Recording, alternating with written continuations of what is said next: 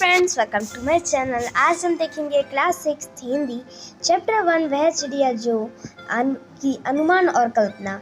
जैसे कि मैंने आपको पहले वीडियो में भी बताया था कि अगले वीडियो में हम अनुमान और कल्पना करेंगे।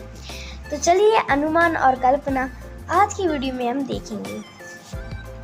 तो पहला प्रश्न है, कवि ने नीली चिड़िया का नाम नहीं बताया, वह कौन सी चिड़िया रही होगी? इस प्रश्न का उत्तर जानने के लिए पक्षी विज्ञानी सलीम अली की पुस्तक भारतीय पक्षी देखो। इनमें ऐसे पक्षी भी शामिल हैं जो जड़े में एशिया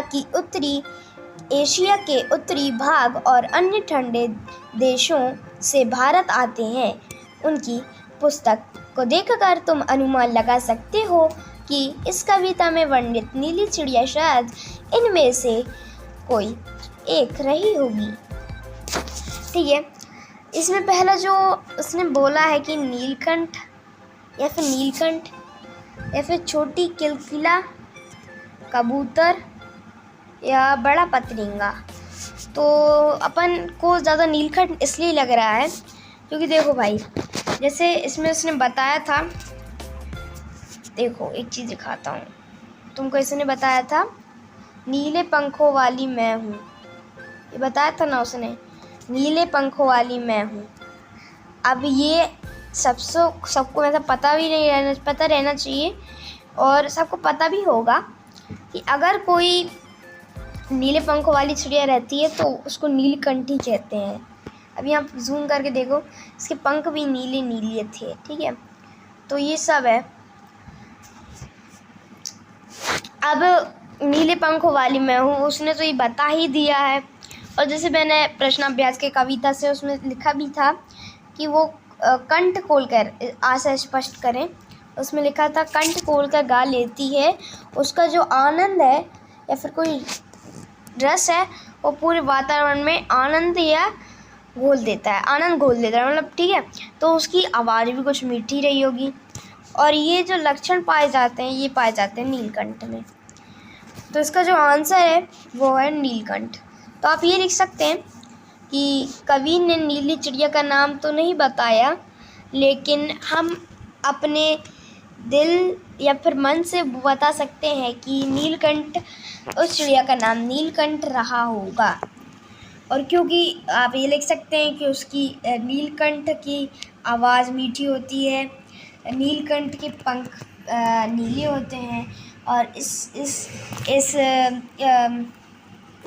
कविता में चिड़िया ने खुद ही बताया है कि मैं नीले पंखों वाली हूँ, तो इसलिए ये नीलकंठ रही होगी और इसका आंसर भी नीलकंठ है। ठीक है, ये बात हो गई।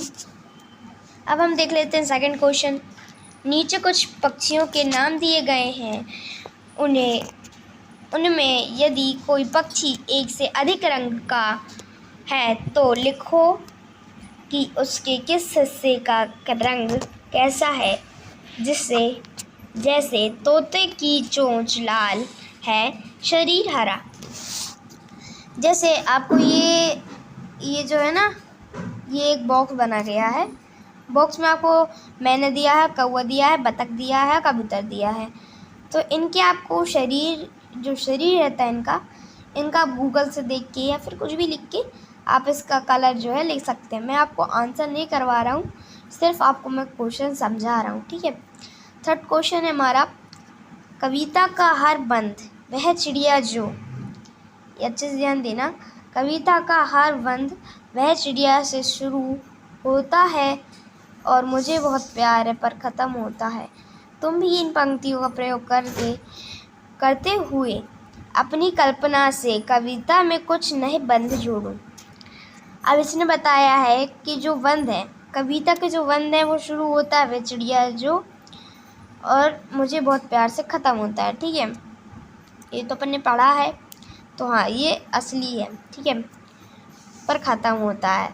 तुम भी इन पंक्तियों का प्रयोग करके, मतलब ये सिर्फ तो आगे की जो शुरुआत होती है और जो पीछे की ख़त्म होती है, इनका यूज़ करके ये जो पोयम दी है, कविता दी है, वह चिड़िया जो, तो लिखे रहने देना, मुझे बहुत प्यार है, बस अन्य जगह है ना तो जो तुमको चिड़िया के बारे में लिखना हो उस चिड़िया को गूगल से सर्च करके लिख लो कि चिड़िया को क्या पसंद रहता है, और ठीक है वो लिख देना अन्य की जगह। ठीक है, अब ये दोनों तो ये लिखना ही है आपको, क्योंकि बुक में ही दिया है। ठीक है, अब आपको क्या करना है, ये जो चोंच मार कर दूध भरे झुंडी के दाने रुचि से रस से खा लेती है, वह छोटी संतोषी चिड़िया नीले पंखों वाली मैं हूँ।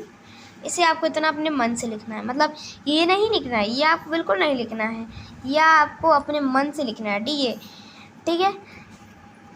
ऐसी जितनी भी है, मुझे विनन से बहुत प्यार विजन को हटा के कुछ और लिख देना, बीच में और कुछ लिख देना, इसका नहीं लिखना है।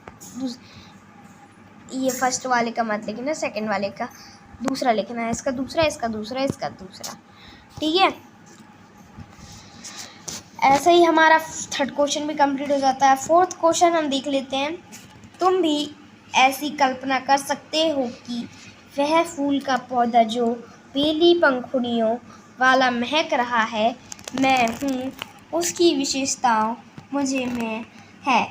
फूल के बदले वह कोई दूसरी चीज़ भी हो सकती है जिसकी विशेषताओं को गिनते हुए तुम उसी चीज़ में से अपनी समानता बता सकते हो। ऐसी कल्पना के आधार पर कुछ पंक्तियाँ लिखो। इसमें आपको कुछ है नहीं, ये जो वह फूल का पौधा का है ना, मतलब इसमें सोच के उसकी तुलना और आपकी तुलना एक पंक्तियाँ लिख देना उससे, है ना। तो ये इसका आंसर हो जाएगा फोर्थ का।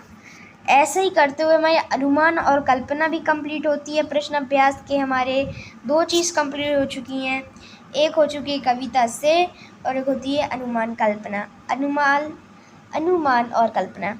अगली वीडियो में हम देखेंगे भाषा की बात, है ना। उसके बाद 2 चैप्टर ख़त्म हो जाएगा।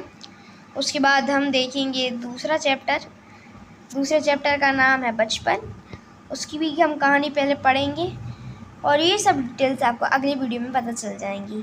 अगर आपको वीडियो पसंद आया तो वीडियो को लाइक शेयर सब्सक्राइब जरूर करें। मिलते हैं कल, बाय।